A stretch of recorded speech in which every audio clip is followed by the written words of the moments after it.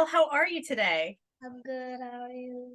I'm doing well, thank you. I'm a little warm here in Florida. It's still in the 80s, so I'm hoping we get cooler fall weather soon. True.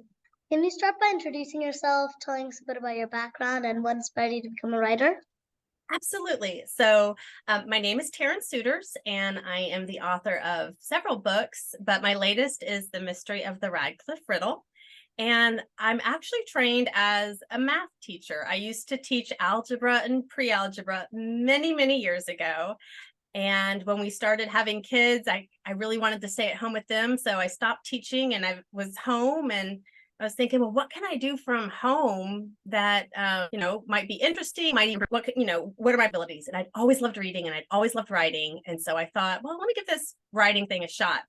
And so the very first book I ever wrote was a picture book on fractions. Since I used to teach math, let me start with something that I know. And so I did a book called Holy Cow, Fractions Are Fun. And then after that, I liked the picture books, but I wanted to see if I could do something even longer. So I started doing novels, and I've been in middle grade novels ever since. And I really like that. So my inspiration was I had a teacher in high school who really encouraged me to be a writer, but I honestly thought she was just being nice because, teachers say nice things like, oh, you're a good writer. You should consider that as a career. And I was like, she's not serious. But when I thought back to that time, I think I would say she was my inspiration. Mm-hmm. And I see some of those books in the back. Coop knows the scoop. There's the Yes. mystery of the Radcliffe Riddle and how to almost ruin your summer. That sounds funny. Yeah, I got another one over here. Dead Possums Are Fair Game. And then I'm working on one now. So yeah, I'm trying to stay busy with it. Mm-hmm. And it seems like you enjoy it a lot. I do. It's fun to be able to use your imagination, just make up stories, let your characters kind of talk to you, figure out what's going on. It's something that I definitely, there are times when I wish I wasn't doing it, when you get writer's block and it's frustrating, but most of the time I really enjoy doing it for sure. So I know how you showed us what your inspiration to start writing books was, but what was your inspiration for the actual book, The Radcliffe Riddle? So I have always been fascinated by treasure hunts ever since I was a kid. And even now, I live in Florida. We're like an hour away from the beach.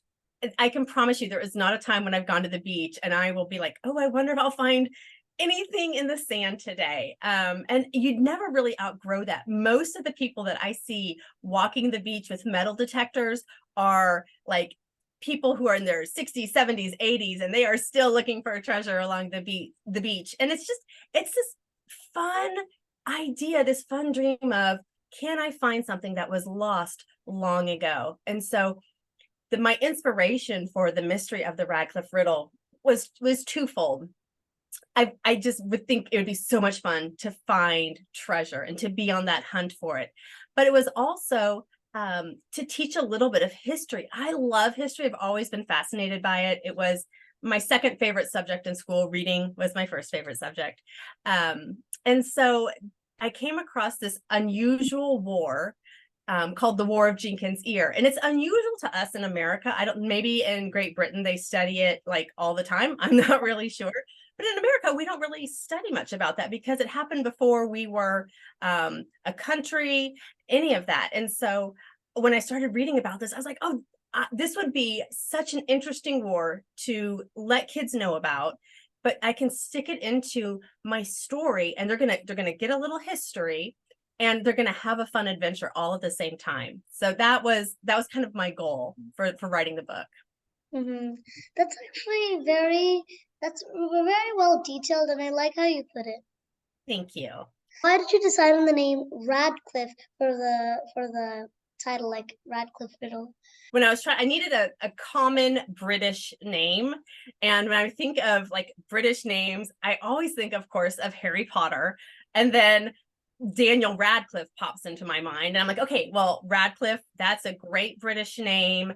I could totally use that. And I was called it The Mystery of the Radcliffe Riddle because my character, one of my characters, you actually never meet her because you only read about her. Her name was Elizabeth Radcliffe. She sewed a riddle into a sampler.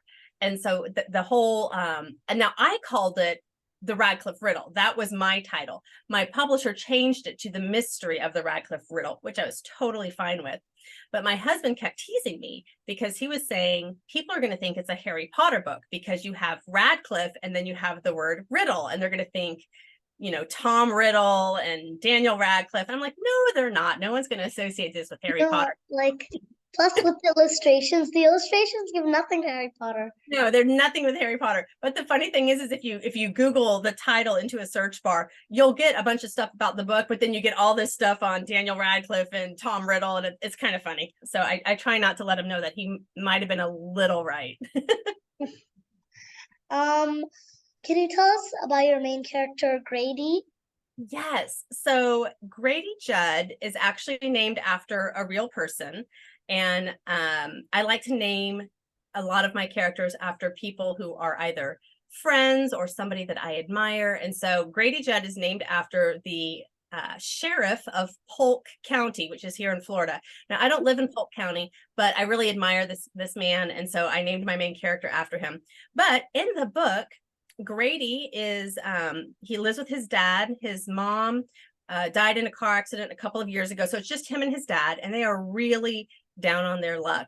And Grady is he loves reading, he enjoys history, he's super smart, and he's pretty logical, and he's a problem solver, but he knows that his relationship with his dad, it's pretty much on the rocks because they have such different personalities. Grady took more after his mom, and now that she's gone, it just seems to be that he and his dad are butting heads. And so he is hoping when they find out that they inherit this sampler that has this riddle that could possibly lead to treasure, he's hoping by finding that treasure, it will actually bring him and his dad closer together.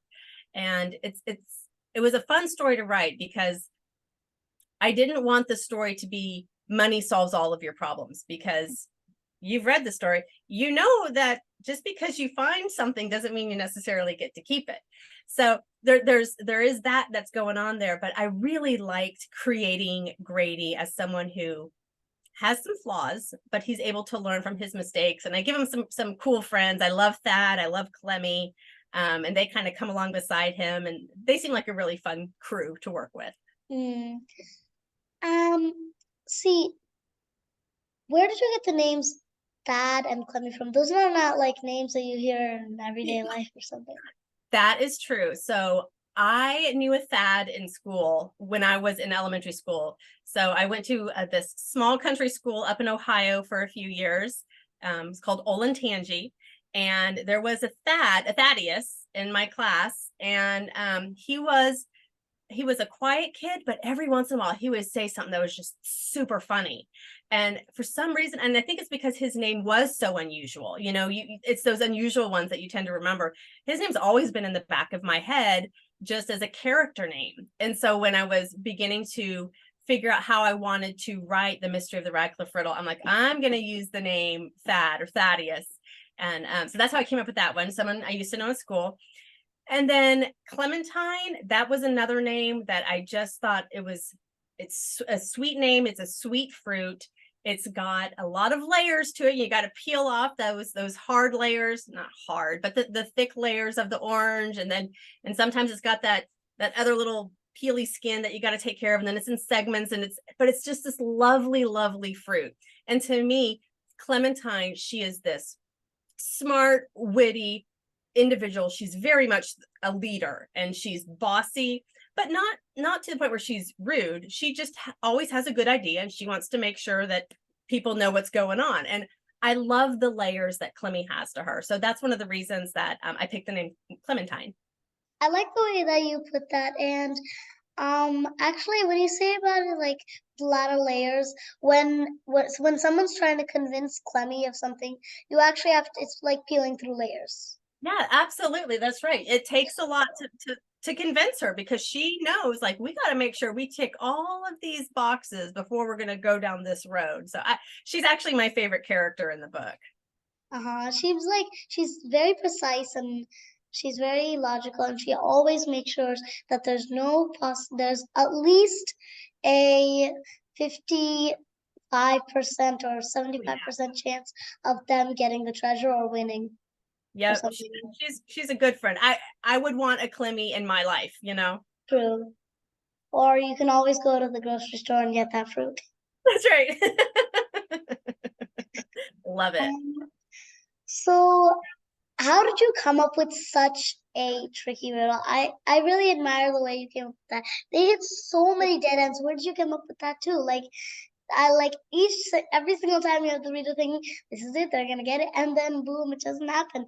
But then at the end, I like the way how you just turned it off and like they don't get it at all. But then there's the new surprise that just pops up. Yeah. It's like Yes. it never Well, stops going.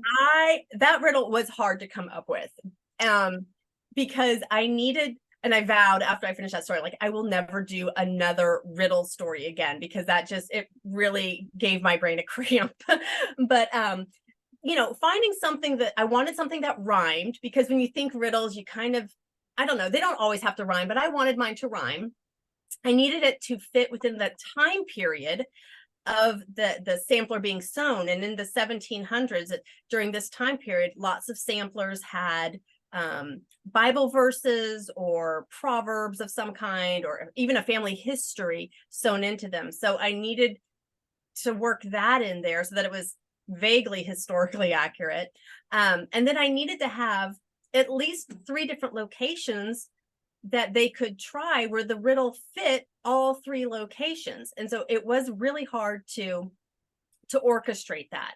I have a daughter, her name's Jira, and she and I, we were driving around looking at garage sales one day. I was teaching her how to drive and we were just spitballing riddle ideas, and it was a good use of our time in the car. And we finally kind of came up with something. So that worked. But then, yeah, that was definitely a challenge. Hmm. And why did you choose a sampler instead of another form of message? So when you think treasure map, when you think treasure, you typically think treasure map. And it was a cliche that I wanted to avoid. And so I'm thinking, well, how else can I get information to my reader in a way that's unique, that's not a treasure map? And I was thinking, oh, I could do a sampler. And I started researching samplers, and there have been not examples of someone hiding a treasure or a riddle of some kind within one, but all sorts of different things would be stitched into samplers. And sometimes those pictorial elements would have double meanings.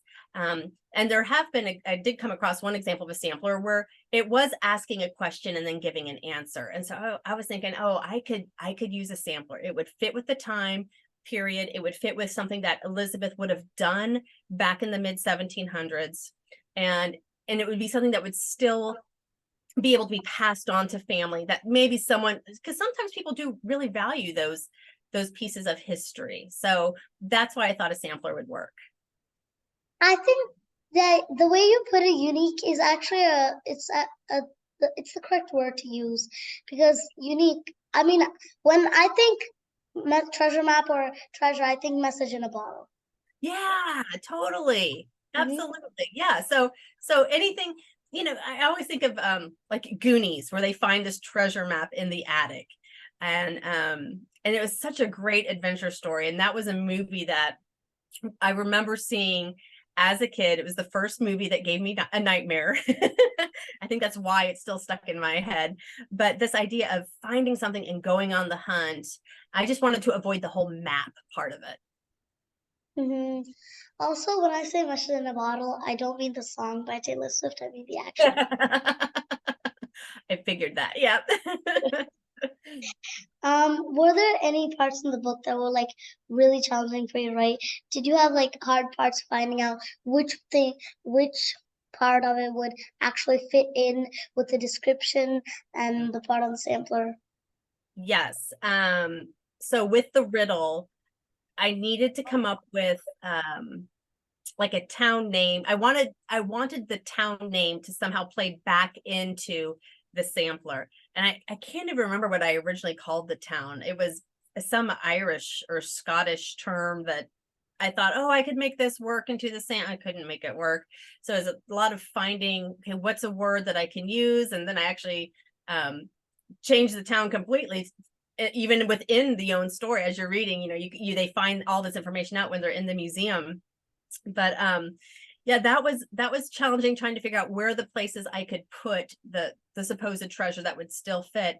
The most challenging part for me to write with the mystery of the Radcliffe Riddle was probably that confrontation scene that takes place in the library between him and our culprit. And because I'm not very good at confrontation in real life.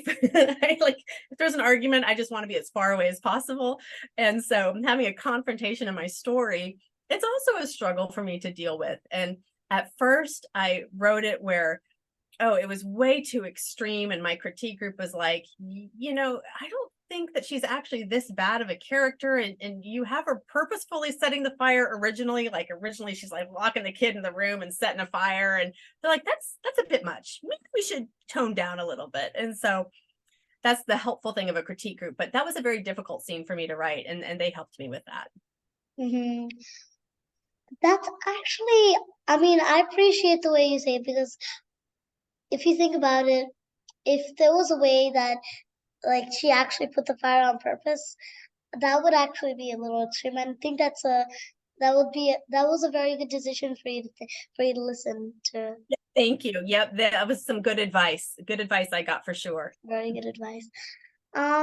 So if there are any more twists or characters you could add to the story, what would they be?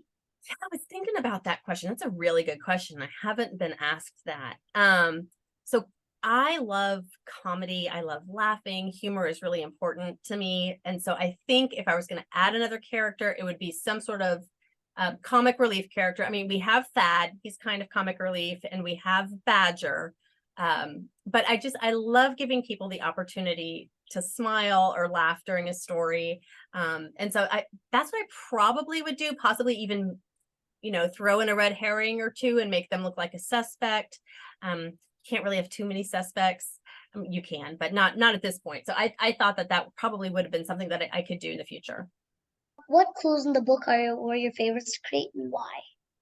What clues were my favorite to create? Oh gosh, I think I really liked how they had to once, and a lot of the clues come from the riddle, like trying to figure out how can we solve this. And I loved the fact that he was able to Grady was able to figure out that the dates or that the Bible verses, Matthew and Ezra, and then the chapter and verse weren't actually real Bible verses. They weren't real references. I mean, those chapters and verses don't even exist in the Bible. And so that was a fun thing for me to do, is like, how can I get Grady the dad's name and the dates of the war without, being really obvious about it. And so that was a fun thing for me to do. I like the way you worked in Pastor James to that. Yep. I like to have a pastor in each one of my stories. I like to have a church setting in each one of my stories. Number one, that's actually really important to me. And number two, it's also consistent with kind of Southern culture. I mean, I'm here down in the South, and having a Sunday church service and knowing your pastor it's pretty common if you go to a smaller church. And so I'm keeping with that small town feel, but then I'm also putting things that are important to me in there. I like the way you're able to add things that you like and add like the setting around you sort of into the book. That's a very unique way to put it in. Yeah, it helps to I think every author can help make that book put a little piece of them into each story when they do that. I would say that the book has some pretty scary moments, like when what do you call it? Those guys walked up onto them when they were looking at the gravestones. Yes, when they weren't sure if they had been overheard when they were talking about breaking into the cemetery that night. Yeah, that would totally have made me nervous. If I was a kid, I'd be like, oh crud, did they just hear our plan? Yeah, I think that was scary. And I don't know if I would be as brave as my characters to go to a cemetery and start digging at midnight when there's like a rainstorm coming in. I'm kind of a chicken, so I let my characters be brave for me. But I thought that was kind of a fun scene to write. Can you tell us about the process of writing your book? Yeah, so I like to actually I have right here, I have a notebook, and this is the book that I'm working on now. It's called The Grudge Keeper of Everson. And I have little tabs, and I use this same notebook for Coop Knows the Scoop, and I used it for the Mystery of the Radcliffe Riddle. And I have all sorts of sections in here. I have like my notes sections, and this is how I keep track of everything. And so if I'm like, let's say I want to go to Starbucks and write, I can take my notebook with me and I can have all of my notes and such here. But generally, I will start off by just brainstorming. We have a really big dry erase board downstairs in our living room. And so I'll start off by just brainstorming some ideas like, okay, what do I want my mystery to be about? Do I want a crime? And I always like to throw a crime in there because to me, it makes it more exciting. What type of crime? Who's going to commit it? Why? And so I'll just stick all that on my board, and then I'll step back and like take a picture with my phone, and then I'll erase the board and I'll put more stuff up there, and I will fill this dry erase board just full of ideas. And then once all those pictures are on my phone, I'll come up to my office and I'll just print them off, and then those go right into my notebook. Let me see if I can find an example, because I'll take these pictures of a dry erase board and they get stuck in here. And of course, I probably don't have one now that I'm looking for one. But it's really handy to have, because then I can just go back. Oh, here's an example. So like, here's a picture of my dry erase board with all of my suspects for this new mystery I'm working on. Yeah. I like the way you just like put it all in there and then you just take a photo and then just. Yeah. And so now I have, okay, I'm like, okay, these are my suspects. I need to make sure that I talk about them. I need to introduce these characters at a certain time. So having everything in one spot is really helpful to me. And then I just start writing, and I take my stuff to a couple different critique groups.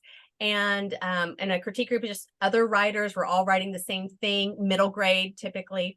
And there's 6 of us, and we're called the Inkstigators. And we meet a couple times a month, and we share what we're writing with each other. We email it out, and then we meet in person, and we go over our comments about what can make it better, what did we have problems with, all of that. And I do that, and it takes me about 2 years to write a book. I'm pretty slow. And by the time I'm done, I send it off to my agent. She'll read over it. She'll make some editing remarks and comments and send it back to me. I'll fix what she wants fixed. And then when we're both happy with it, she will send it off to publishing houses and see if we get any bites. What message or theme do you hope young readers would learn from the book? Well, I love the fact that you just asked me, what do I hope that they'll learn from the book? Because my whole theme for Radcliffe is that there is always hope. That life might not go the way you planned or you want. I mean, I can promise you Grady did not want his mother to die in a car accident, and that or his relationship with his father to fall apart. But that happened, and he is losing hope that he and his dad will ever have a good relationship with each other again, because the mom was the one that she was the glue that held that family together. And so he equates, and you know this because you've read it, but as you read The Mystery of the Radcliffe Riddle, he's kind of equating a lot of his feelings to that poem, Hope is a Thing with Feathers by Emily Dickinson. And there are times when he feels like, he doesn't have a sweet canary singing in his chest. He's got a vulture or a mockingbird, and he thinks his dad has a vulture. Or there's times when he feels like his bird has molted, and it's just an ugly looking thing. But he realizes, and I was reading about in the beginning of those chapters, you just put it in about what he feels about his bird, and then I like the one where it says Emily Dixon can take her stupid canary and go fly off a cliff. Fly off a cliff. Yes. He was not having a good day that day. Yeah, but the cool thing is that I was reading about birds and molting and all of this stuff. And one of the articles I read talks about that when birds molt, their feathers come back stronger and larger, and sometimes they will even come back a different color. And Grady talks about that, about how it's kind of like getting a whole new bird, a brand new bird. And he begins to realize that there might be hope, that even though these things are happening, he might have this hope that he and his dad are ultimately going to be okay, because he doesn't want the treasure because he wants to be rich with more money than he knows what to do with. He wants this treasure because he and his dad specifically, is under so much financial pressure that they're crumbling, and he wants everything to be okay. So that's why he wants it. And he realizes, you know what, the money actually is not important. It's this relationship with my dad and the hope that we have, that things are going to be okay. So that's probably my theme, is there's always hope. Well, the way that you said it, it can become a whole new bird. If his dad's vulture molted and it got some new colorful feathers, it can turn from vulture to a canary. That's right. That's absolutely right. And that, and that's kind of what happens in the end. They realize, you know what, we're gonna be okay. And I love how you just, in the end, that the last time they molted, it was like his feathers grew back and turned him into a dinosaur-sized bird, sort of. Oh my goodness. This is Mordecai, and every time we do a Zoom meeting, he has to make an appearance every time, don't you? And do you have any advice for young readers who might write mystery stories one day? So the best advice that was given to me, and I tell this whenever I'm asked, is to read 10,000 books in the genre that you want to write. And I don't think the person who gave me the advice actually meant like keep track of all 10,000 books, but their point was, read so much of that genre, be so familiar with it, that when you go down to write, when you sit to write your own mystery, you know what elements need to be there. You know what works and what doesn't work. You know what makes for an exciting character or a cliche character that's so easy to spot. You don't want that. You want the ones that you didn't see that coming, or you didn't expect that. So my best advice to anyone, to write whatever genre you want to write, although mysteries really are the best, that is, you read just a ton of books in that genre. And if you could travel back in time and give yourself one piece of advice when you were just starting to write, what would it be? It would be to recognize that the publishing world is a very, very slow moving one. And I don't know, I guess I hadn't actually given publishing any thought until I started to write a book. And I just assumed, I can send off a manuscript and they'll get back to me in a few weeks or a few months at the most. And, I'll have a book out, by Christmas, and it's like, when I wrote Holy Cow Fractions Are Fun, I wrote that in 2006. I finally got an offer in 2008, and it wasn't on the shelves until 2010. Like, it's just this slow moving train, and it takes a lot to get it going. And I remember feeling very frustrated early on as an author, like, why is it taking such a long time? Why is it so slow? And if I knew then what I know now, I would realize that's just the industry. That's how it is, and probably wouldn't have stressed out so much. Mm-hmm. Well, that sort of bring down my hopes of getting the book published. Like, no, you can still get not actually getting it published, but like pretty fast. Oh yeah. That lowers it down maybe 5%. Well, and I think that's why self-publishing is so popular these days, is because you can get a book self-published really quickly compared to traditional publishing. So I think it's like one of the fastest growing markets out there. But I've just decided to ride that slow train. What do you enjoy doing for fun? What do I enjoy doing for fun? I love going to thrift stores. That's a lot of fun for me. And garage sales and all that sort of stuff. I love just browsing through. I guess I'm just a curious, nosy person. I like going through other people's stuff like that. So to me, a thrift store is a lot of fun. A garage sale is a lot of fun. I spend a lot of time each week up at our local school library here, volunteering, and to me it's a blast. I have a lot of friendships up there, and I love it when kids come in and they're like, I want a good historical fiction piece about the Civil War or whatever, and I can find a book that they get really, really excited about. So thrift stores and library. Well, that seems like a totally random combination, but I like it. Thrift stores and libraries. If the story of the mystery of Radcliffe Riddle continued in a sequel, what new adventures might the characters face? So remember how I told you Clemmy was my favorite character? So she's actually showing up in The Grudge Keeper of Everson. She's not the main character, but she's one of the main characters. So it's not a sequel. However, it does take place in Tipton County, just like Coop Knows the Scoop does, and along with Mr. the Radcliffe Riddle. It's a made-up county. Gifton was a made-up town. Windy Bottom, which is where Coop Knows the Scoop takes place, that's a made-up town. Everson is a made-up town. But they all take place in the same county. And so in this book, I'm pulling a character from Radcliffe and a character from Coop, and I'm putting them into a new adventure. And they're not the main characters, they're just side characters, but it's a lot of fun. And it's another murder mystery. It's where the town curmudgeon, or the cranky old lady in town, is found dead at the bottom of her stairs one morning, and everyone thinks it was an accident because her house is kind of falling apart. But Tucker, who is our main character, and he's very, very observant, he notices some things that don't really add up. And so he begins to suspect, it wasn't an accident. And soon he's proven correct. It was not. It was indeed murder. And now he's attempting to solve it. Thank you so much for your time. Well, thank you so much for the opportunity. I had a wonderful afternoon. This was so much fun for me. So you are an excellent interviewer. I expect great things from you in the future. I don't know if you're going to be a journalist on TV or what, but you've got some good interview skills. So thank you for the opportunity. Thank you.